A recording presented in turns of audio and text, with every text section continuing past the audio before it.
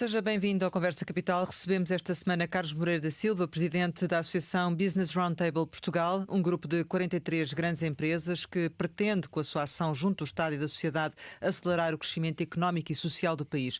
Muito obrigada por estar aqui com o Conversa Capital, Antena 1 e Jornal de Negócios. Como sempre acontece, começo por lhe perguntar o que é para si neste momento capital em Portugal? Eu julgo que a parte mais importante em Portugal é garantirmos o crescimento económico. E isso implica estabilidade política.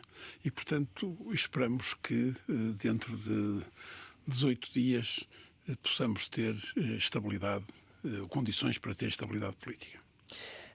Há, no entanto, e teremos a oportunidade de falar sobre essa questão do crescimento económico, que é fundamental, como diz, no entanto, a atualidade remete-nos para um outro assunto que tem a ver com o apagão que foi registado nos últimos dias. Portugal continental viveu realmente este apagão, as opiniões dividem-se sobre o impacto económico do mesmo. Qual é que é a sua opinião?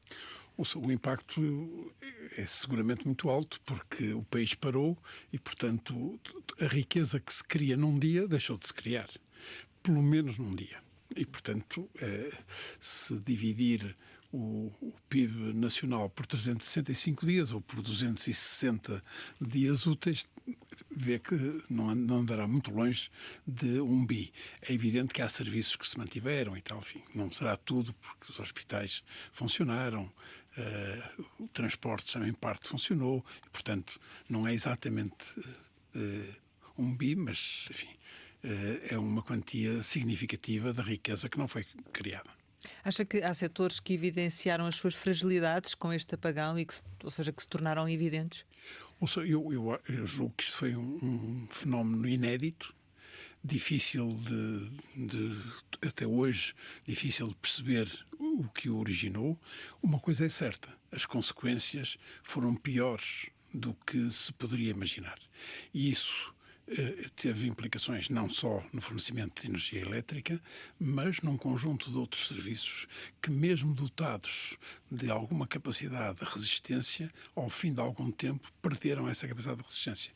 O caso do abastecimento de águas, as telecomunicações, que são... E, portanto, é natural, e eu julgo que esse deveria ser um dos aspectos mais importantes no pós-apagão, é entender como podemos melhorar a nossa resiliência a situações deste tipo.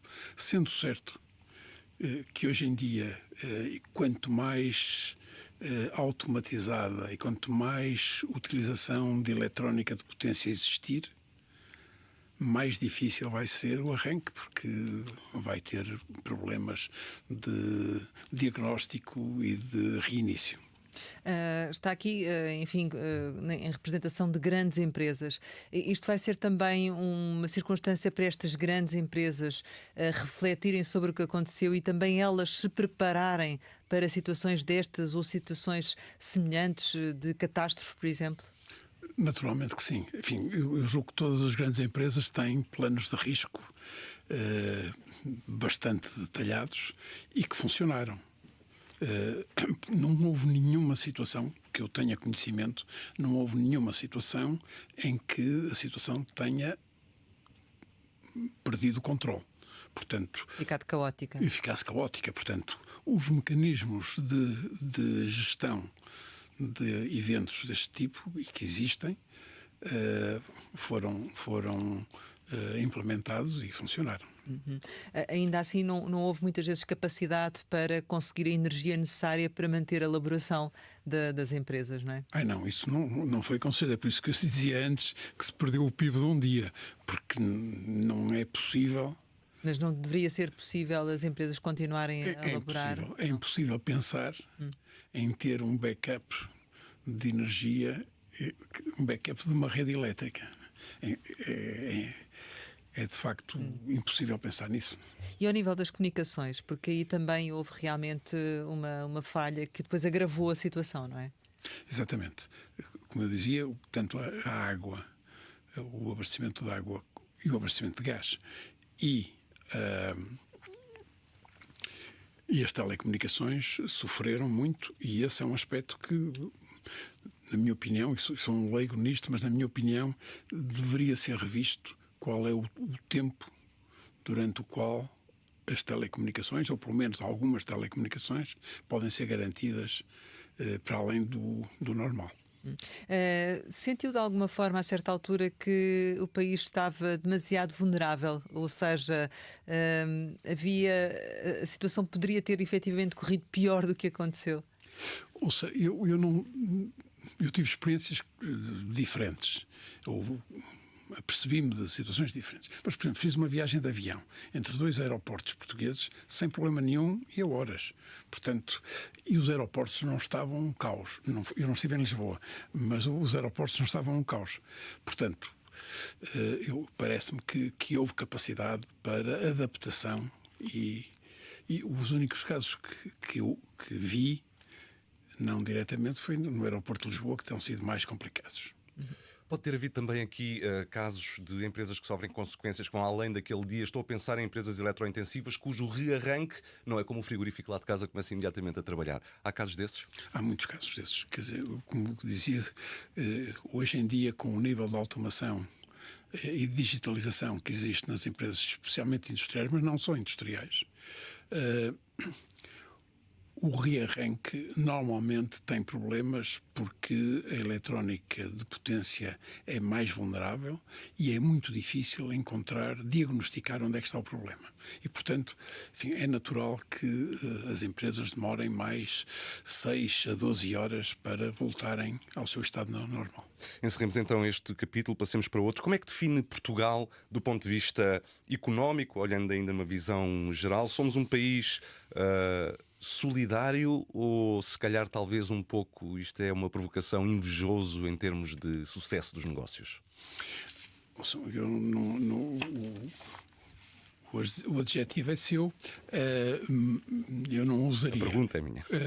Mas nós sofremos, culturalmente, de uma negação do sucesso e de uma certa vergonha desse sucesso, que nos é muito negativa para a assunção de riscos, para o empreendedorismo e, portanto, é um aspecto negativo.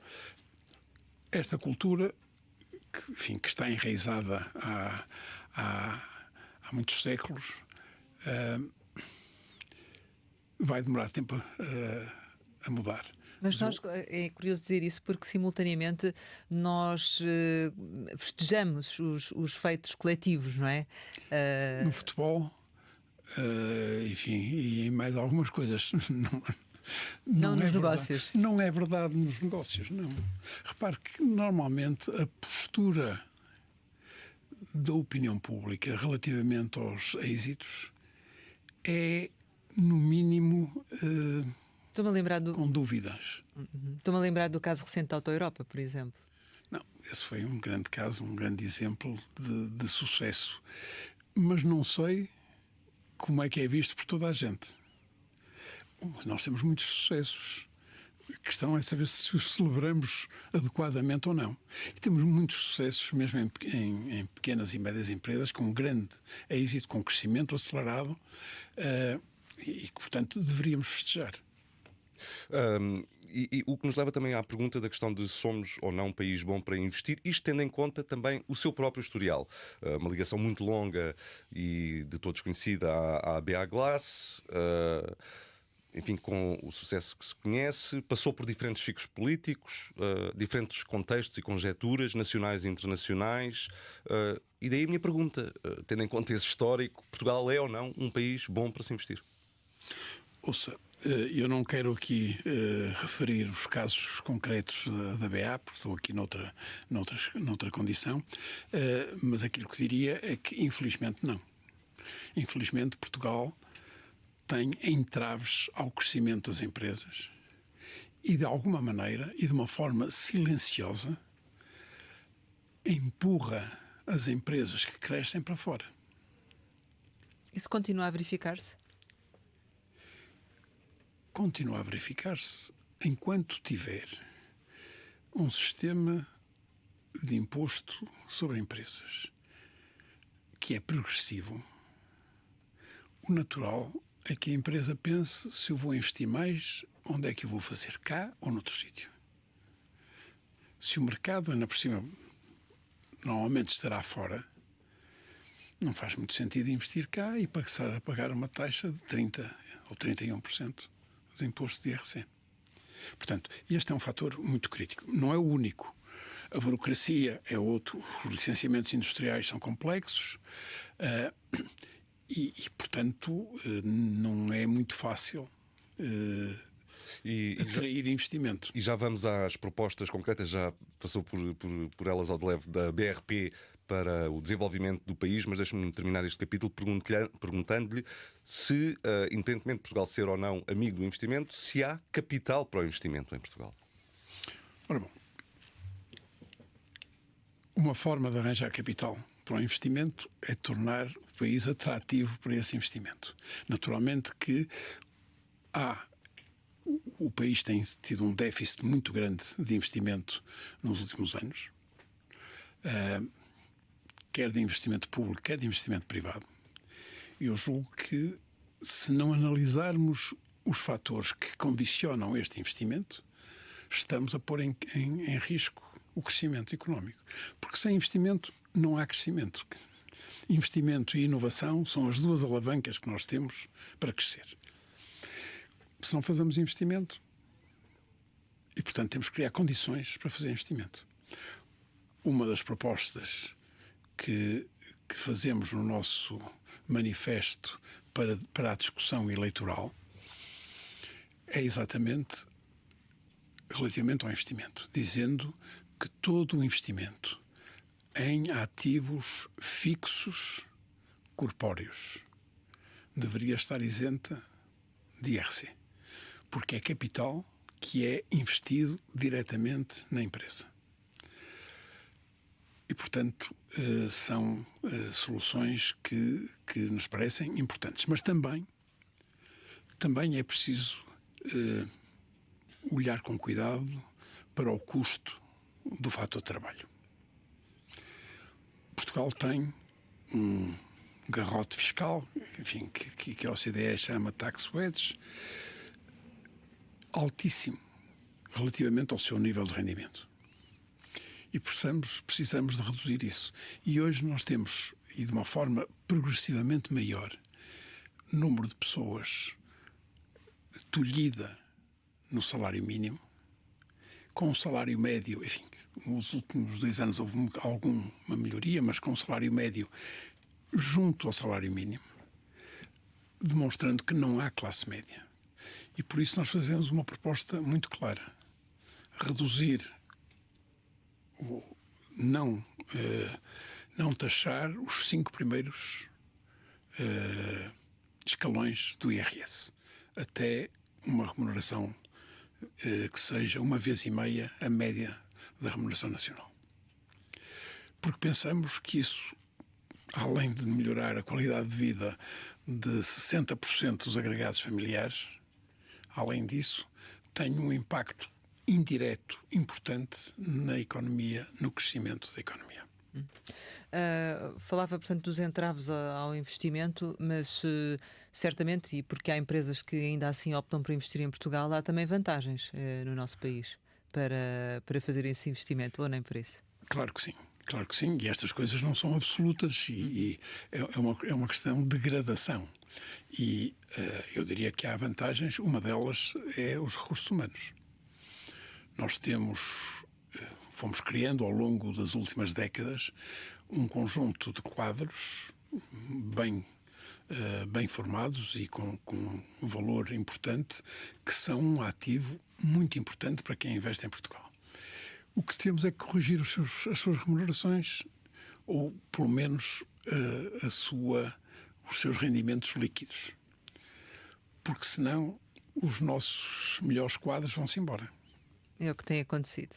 Tem acontecido em alguma medida, em sim. Em algumas áreas. A esse propósito, pergunto-lhe também que, neste contexto internacional, em que temos uma política norte-americana que, enfim, muda quase todos os dias, sem propriamente uma estratégia, que vantagens é que Portugal poderá vir a ter, se é que há vantagem, ou no fundo, se de alguma forma pode ser aproveitado ou pode aproveitar o momento para tirar algum benefício, alguma mais-valia desta situação? Ou será realmente tudo mau também para nós?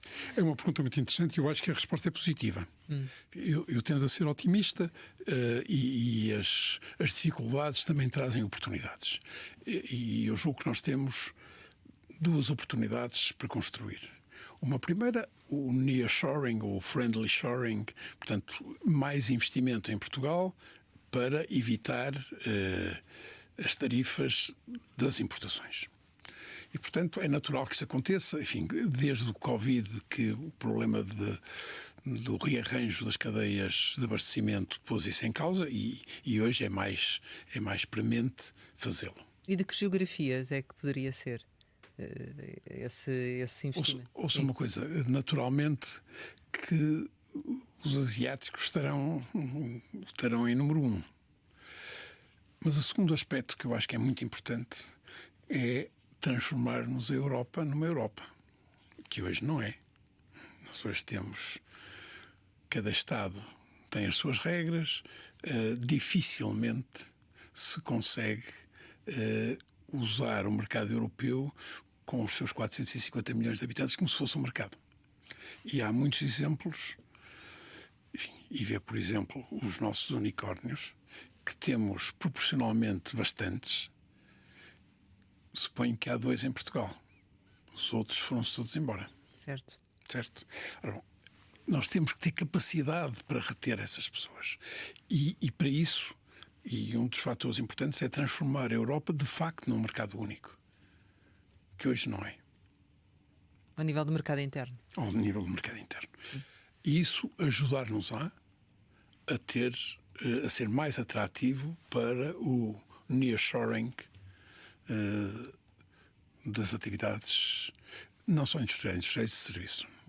O Conselho das Finanças Públicas tem alertado para os impactos do ressurgimento destas políticas comerciais protecionistas, né, e a imposição de tarifas de larga escala, dizendo que é um risco significativo para a economia mundial e também para Portugal. Partilha dessa opinião? Ouça uma coisa, até por oposição àquilo que aconteceu antes, a globalização tirou centenas de milhões de pessoas da pobreza, aumentou o rendimento médio mundial de uma forma brutal. Fazer ao contrário é natural que tenha um impacto contrário também. Portanto, poder regressar a esse passado. E, portanto, podemos regressar. Eu tenho fé de que isso não venha a acontecer. Que, no limite, que haja um bom senso mínimo para minorar esses efeitos. Portanto, estou mais otimista do que o Conselho das Finanças Públicas. Mas é evidente que a probabilidade de uma recessão mundial aumenta com as tarifas. Para além de outras consequências que me parece que podem ser piores, nomeadamente na relação Estados Unidos-China, que exigem cuidado. E nesse caso Portugal não passará ao lado, também acabará por sofrer essas consequências necessariamente. Não, e naturalmente os produtores chineses e mesmo americanos vão tentar conquistar o mercado europeu com menores tarifas, não é? Portanto, nós vamos ter uma pressão acrescida de concorrência vinda da Ásia. Eu digo da China, não é só a China, da China e do Sudeste Asiático. Portanto, mas acho que temos de ter bom senso. E acho que as tarifas, para nós, a médio prazo, são negativas. Nós impormos tarifas é negativo. Aumentamos o nosso custo de vida. Isso é claro. Diminuímos a nossa capacidade de escolha. E, portanto, é contra um bocadinho os nossos princípios. Que setores é que acha que podem ser mais afetados por esta situação? Por a situação das tarifas nos Estados Unidos. As tarifas norte-americanas impostas por Donald Trump sobre a Europa e sobre Portugal em particular, que setores de atividade é que acha que podem ser? Ouça uma coisa, o primeiro setor são setores de bens transacionáveis. Sejam eles quais forem. Nos bens industriais também admito, se as tarifas forem muito prolongadas, também admito que possam vir a ter no B2B, portanto, nos Relações entre empresas. de industriais, de mercadorias industriais, também isso pode acontecer. Vamos ver como é que reage. Eu estou, enfim, expectante para ver o que é que acontece ao fim de 6 meses ou 9 meses para passado, por exemplo, por outros motivos, por causa da invasão da Ucrânia, houve, por exemplo, a questão dos cereais, não é? Que afetou toda a Europa e Portugal também. É uma situação que poderá, na sua visão, ser agravada agora com a questão das tarifas? Ouça uma coisa, nós importamos. Portugal importa cereais e, portanto, depende se fixarmos tarifas de importação aos cereais, isso vai custar caro, porque nós somos grandes importadores de cereais. Acha que será possível chegar, do ponto de vista da diplomacia dos Estados Unidos com os restantes blocos mundiais, a uma solução de compromisso? Uma coisa, eu gostaria que isso acontecesse, mas não tenho nem informação privilegiada sobre o assunto para poder ter uma opinião com algum realismo. Relativamente ao crescimento da economia, dizem que, efetivamente, e já disse aqui que o país precisa de crescer mais. E acho mesmo que essa, enfim, é uma das poucas ideias consensuais, é da necessidade de crescimento. Muda apenas a forma como chegamos lá. Mas as previsões que são feitas, e volto a citar aqui o Conselho das Finanças Públicas, apontam precisamente para um desacelerar da economia. É também essa a vossa perspectiva enquanto grandes empresas, ou nem por isso? Não, nós acreditamos que vamos continuar a crescer. Enfim, como lhe digo, nós também não temos informação suficientemente detalhada como tem o Conselho de Finanças Públicas, mas a nossa percepção é de que a economia vai continuar a crescer. Estamos dependentes de se há ou não há recessão mundial. Se houver uma recessão mundial, enfim, se vamos sofrer direta e indiretamente pelas nossas exportações. Mas, no momento, continuamos a acreditar que vamos crescer. Temos o PRR, que ainda tem um impacto muito importante no crescimento do PIB. Espero que seja duradouro, mas no curto prazo tem que seguramente, e, portanto, é improvável. Também viu o FMI a fazer umas projeções já depois do tema das tarifas, mostrando que Portugal está ao abrigo quase de uma desaceleração importante.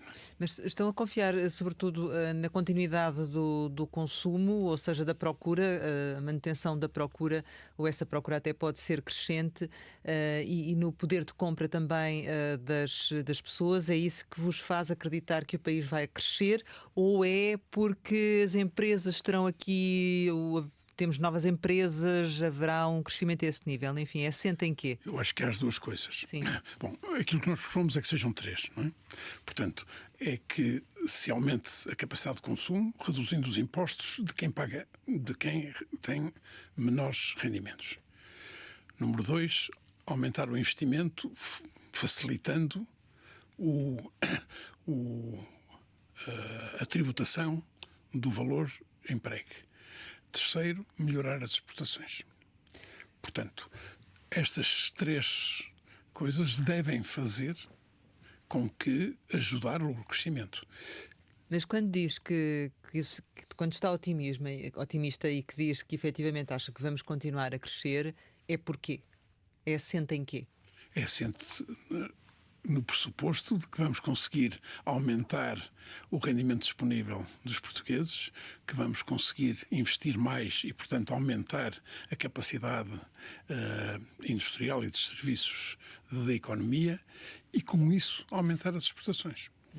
Nós temos condições competitivas importantes. Precisamos de as favorecer e, sobretudo, nós precisamos de mais grandes empresas. Nós temos, relativamente à União Europeia, uma baixa percentagem de grandes empresas relativamente ao tecido económico total. Era isso que eu lhe ia perguntar, é porque nós somos um país assente em pequenas e médias empresas. Temos que as fazer crescer. As PMEs têm que ficar grandes e as grandes têm que ficar globais. Nós temos, além disso, 2 programas.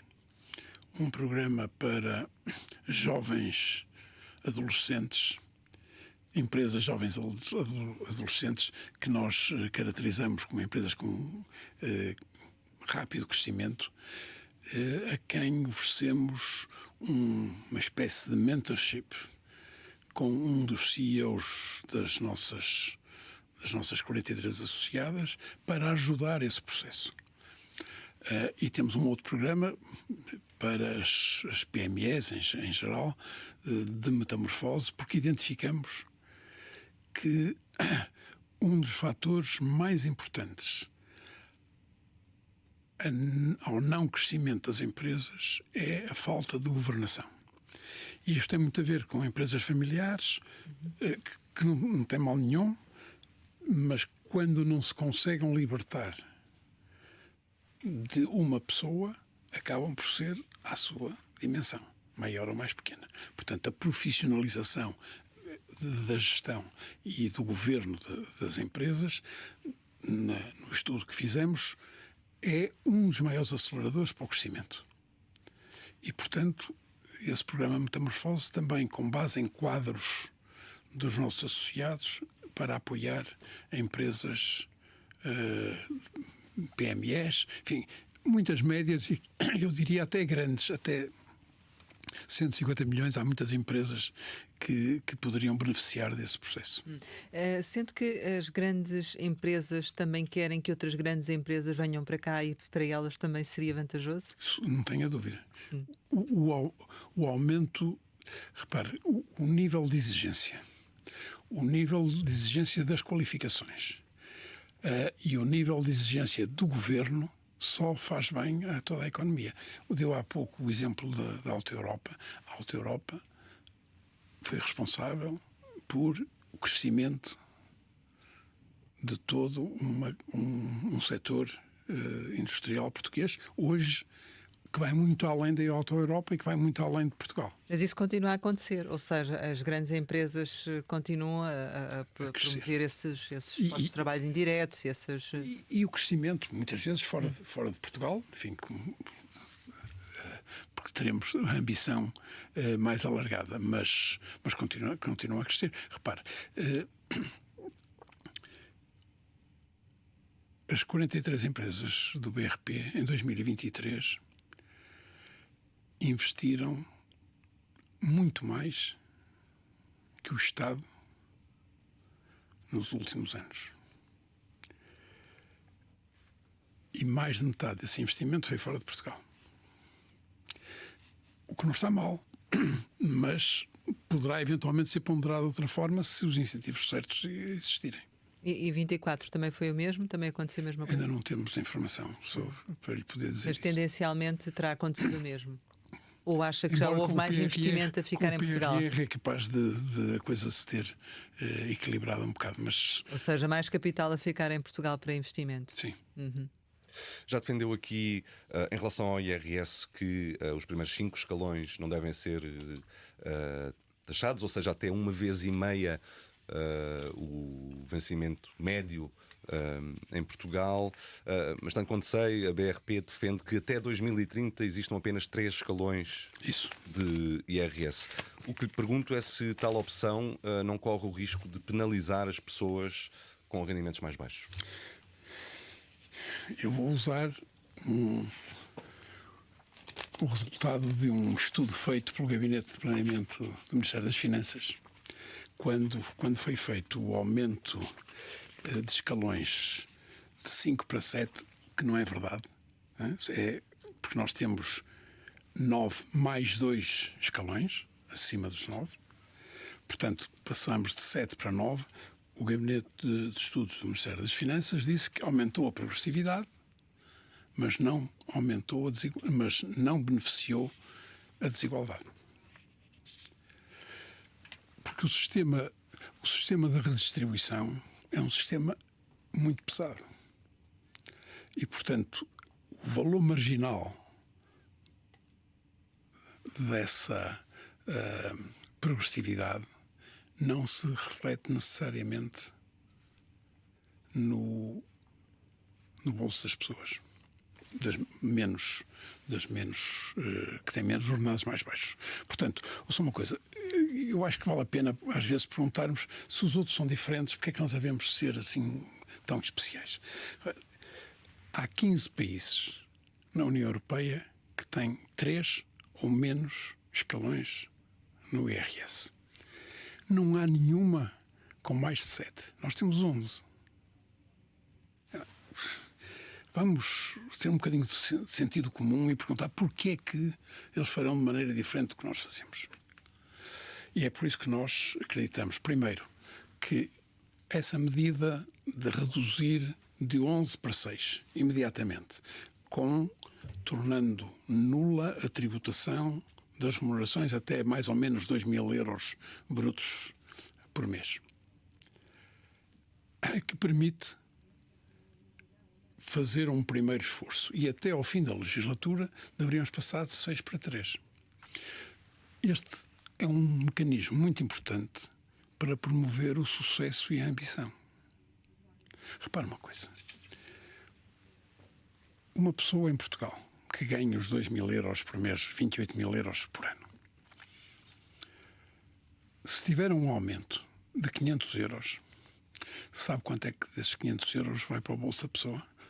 Desses 500 euros, não, do custo dos 500 euros. 500 euros mais a Segurança Social. Sabe que parte é que vai para o bolso da pessoa? Diga. 46%. Ora bom, não é possível. Não é possível. Não se pode pedir que as empresas paguem mais se a maior parte do custo desse aumento vai para o Estado. O Estado parece... Repara uma coisa. O IRC, em 2 anos, quase que dobrou o valor cobrado.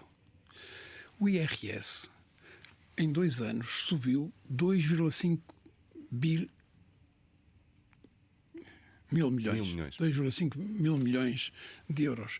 Portanto, embora as taxas não tenham subido, o aumento da atividade económica e, naturalmente, a imigração proporcionou, mas no IRC mais da atividade económica, proporcionou o crescimento da receita de forma brutal. É a altura de pensar se isto não se pode usar de forma diferente. Mas também se coloca a questão de essa receita é tão importante para o Estado que uma tal alteração implicaria uma diminuição muito grande das receitas fiscais. Nós fizemos umas contas com aquilo que podemos fazer. Relativamente ao IRS, só para lhe dar uma ideia, relativamente ao IRS, retirar os 5 primeiros escalões com os números de 2023, os de 24 não estão disponíveis ainda, corresponde... Ainda decorre de resto a própria em 23 entrega. Eram 3,2 mil milhões que corresponderia a redução desses 5 escalões. Ou seja, deixar de cobrar os primeiros 5 escalões custaria, entre aspas, 3,2 mil milhões. Muito bem. Desses 3,2 mil milhões, já pode tirar, já é menos, porque com o IRS jovem, que são 525, já estamos nos 2,6 mil milhões. Se pensar que esses 2,6 mil milhões vão provocar maior atividade económica e que essa atividade económica tem, que é à volta de 1 bi, e que essa atividade económica terá um impacto no IVA e na recolha fiscal em geral, nós estamos a falar em menos de 0,5% do PIB. Ora bom, estamos a converter um sistema que hoje é extremamente injusto para as pessoas que menos ganham. Então, mas isso significa também que está aqui a defender uma reforma em termos do IRS, enfim, que não seja pontual, ou seja, que seja uma lógica completamente diferente daquela que existe, não é? É base zero. Sabe que enfim, nas empresas nós usamos muito o benchmark, não é? Portanto, se alguém consegue fazer melhor que nós, porquê? E nos outros países resulta por aquilo que... Este gráfico é incrível. Para quem nos ouve na rádio não vai ver o Não vai ver. Não vai, mas já explicou. Só uma coisa, há 4 países na Europa, na União Europeia, que tem um escalão. Portanto, uma taxa flat. Há 7 que têm 2 escalões. E há mais 4 que têm 3 escalões. Portanto, não estamos sozinhos, não estamos a fazer nenhuma proposta esdrúxula. Estamos, sim, a incentivar, primeiro, melhorar a qualidade de vida das pessoas, segundo, aumentar os incentivos para o crescimento e para a ambição. De qualquer das formas, isso necessariamente representaria sempre uma quebra, como dizia há pouco o Hugo, de receita a nível inicial, até se conseguir recuperar via consumo, via IVA, não é? Pronto, portanto, haveria sempre aqui uma necessidade do Estado assumir Sim. que inicialmente iria perder receita. Muito bem. E repara uma coisa, o IVA é imediato, porque o dinheiro no bolso das pessoas que menos ganham é consumo. E, portanto, esse é diretamente quase 1/4 do valor que paga vai para o Estado em IVA. E, portanto, o crescimento económico isso induz, esse pode demorar mais algum tempo, mas, enfim, não... Já mencionou, para falarmos aqui de outro imposto, já mencionou a questão do IRC e da não tributação do investimento, o que foi essa, genericamente, a ideia que transmitiu. O que lhe pergunto é se isso faria realmente diferença, porque as empresas parecem estar a crescer mesmo sem uma redução, pelo menos significativa, do IRC. Ouça uma coisa, eu digo isto algumas vezes, nós não vemos as implicações daquilo que estamos a fazer. Se eu decidir fazer um investimento no que quer que seja, em vez de o fazer em Portugal, se é para vender para a Espanha, faço em Espanha e tenho uma tributação mais baixa. E não a tenho progressiva. Esta de progressividade no IRC é uma idiosincrasia nacional, não existe em mais sítio nenhum. É uma idiosincrasia nacional. Quer dizer que se eu sou melhor, se faço melhor, vou pagar mais impostos, naturalmente, porque tenho mais resultado. Mas vou pagar proporcionalmente mais impostos. Ora bom, o valor marginal do investimento começa a ser posto em causa. Este é um ponto. Depois é de uma enorme injustiça. Vamos imaginar que nós os dois fazemos 2 padarias. Sim? Em sítios diferentes, fazemos um investimento, fazemos a padaria. O senhor tem muito mais sucesso que eu. E vai crescer, e vai continuar e vai comprar outras, e eu fico, enfim, lifestyle. Porquê que o senhor vai pagar 30% de IRC e eu pago 20%? Porquê? Qual é a razoabilidade disto? Porque o senhor tem mais sucesso. Porque o senhor faz melhor do que eu. É penalizado por isso. A lógica da progressividade no IRC é realmente penalizante do sucesso e da vontade de crescer. E essa progressividade devia acabar, do vosso ponto de vista. Eu fico muito contente. E a redução do IRC também. E a redução do IRC. Enfim, ou não é por aí? Mas para mim é menos importante a redução do IRC do que é a anulação da taxa progressiva. E fico muito contente porque já vi em vários partidos a dizerem que são a favor da redução do IRC e a favor de acabar com a derrama estadual, portanto, a progressividade do IRC. Isso são coisas já muito positivas. A nossa ideia no manifesto foi exatamente essa: lançar para a discussão, se depois é mais menos é outro tema, mas lançar para a discussão a lógica do sistema fiscal para beneficiar o crescimento e a ambição. Há outro aspecto que já fez referência, que tem a ver com a burocracia, e isso passa muito pela situação dos licenciamentos. Já tivemos algumas melhorias, nomeadamente ao nível ambiental, e também algumas medidas de simplex para a economia. Mas onde é que, do vosso ponto de vista, é preciso simplificar ainda mais e fazer mais para captar esse tal capital, esse tal investimento que é necessário? Antes de mais, acho que executar aquilo que está legislado já era um grande progresso. Ao nível de que áreas? por exemplo, o Simplex que foi aprovado pelo governo do Dr. António Costa sobre urbanismo não existe. Foi aprovado, não é aplicado. É bombardeado pelos municípios. Não, portanto, eu acho que foi um passo corajoso, no sentido certo. Terá defeitos? Com certeza que sim. Mas não existe. Os municípios não o aceitaram. E, portanto, primeiro, pôr a funcionar aquilo que está legislado e depois ir melhorando. Todos nós, nas empresas, fazemos mudanças e reestruturações e tal. Bom, e nem sempre as coisas acontecem como nós achamos que vão. Agora, se fizermos um seguimento de perto de como é que qual é o impacto que estão a ter as medidas que tomamos, podemos corrigir. O Estado não faz isso e não tem memória, e nem a administração pública tem essa memória. E, portanto, aqui eu penso que é um trabalho muito importante. O BRP propôs a criação de um observatório da burocracia, exatamente para tentar tirar ilações, com base em casos concretos, tirar ilações de quais são as alterações na prática ou na legislação que precisam de ser acauteladas. Uhum. E nesse sentido, voltava à minha pergunta só para que nos dissesse, para além daquelas que já estão feitas e que não estão a ser postas em prática, onde é que se poderia avançar mais para facilitar realmente o investimento?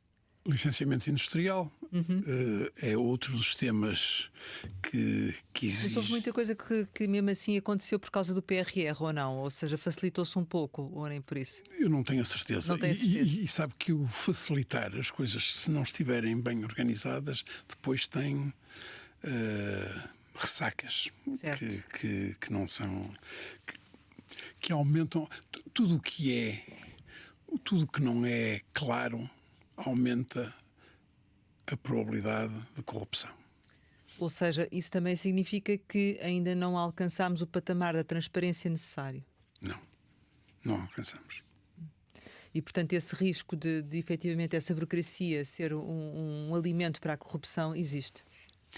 Uma das grandes razões para acabar com a burocracia é acabar os licenciamentos automáticos, a informação que está disponível. Nós temos um conjunto de propostas exaustiva sobre medidas a tomar para a burocracia e muitas delas, como digo, não são de legislação. A grande maioria não são de legislação.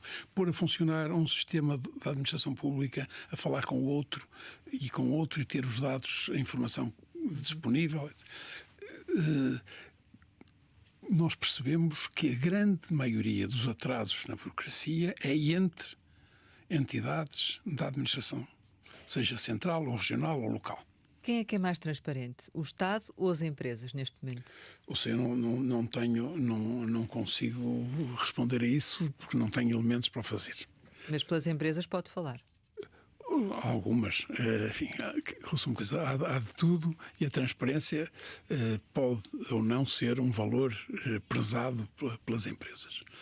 Eu estou convencido que se deram passos enormes na diminuição da corrupção desde há 30 anos. Mas é preciso ir mais longe. E a burocracia, acabar com a burocracia, ou limitar a burocracia não é uma coisa má em si, mas limitar a burocracia e a imprevisibilidade da burocracia melhora esse fator também. Torná-la mais ágil, no fundo, não é? Uma última questão que lhe gostaríamos de pôr a propósito de tudo aquilo que vem falando, de que são as propostas, as vossas propostas que fazem parte do manifesto. Gostaria que de algum modo de que fossem chamados a dar o vosso contributo para um novo orçamento do Estado? Nós temos feito isso regularmente e contribuímos com opiniões públicas sobre o que é que o Orçamento de Estado deve fazer. Repare, no manifesto é isso que nós fazemos. É evidente que é para aproveitar a altura da campanha eleitoral para que os partidos possam discutir estes temas.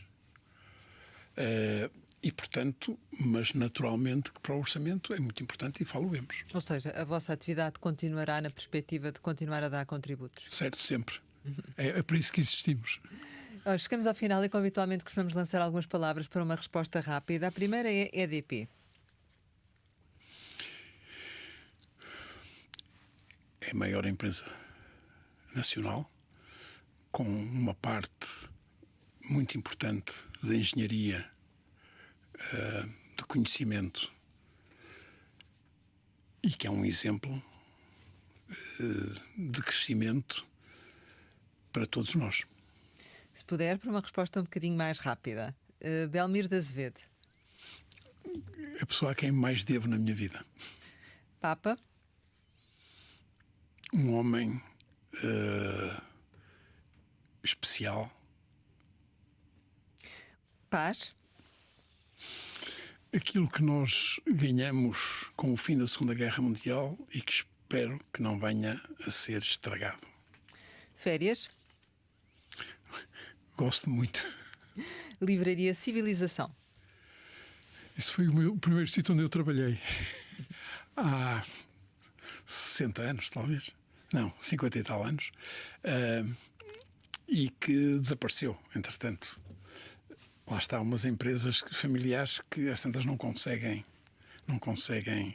permanecer no tempo. Vai. Um homem, um criativo, com quem tive relações difíceis. Netos. A razão de ser de hoje em dia. Faço tudo à volta deles. Futuro. O futuro já começa a ficar mais curto, mas para mim é como se não houvesse amanhã. Futebol Clube do Porto. Espero que volte às vitórias na próxima temporada. Portugal. O país que eu mais gosto e que gostava de ver crescer e ser um exemplo na Europa. Carlos Moreira da Silva, muito obrigada por ter estado aqui neste Conversa Capital com a Antena 1 e com o Jornal de Negócios. Pode rever o programa com o Presidente da Associação Business Roundtable Portugal no site da RTP. Nós regressamos depois da campanha eleitoral. Muito obrigada e até ao nosso regresso.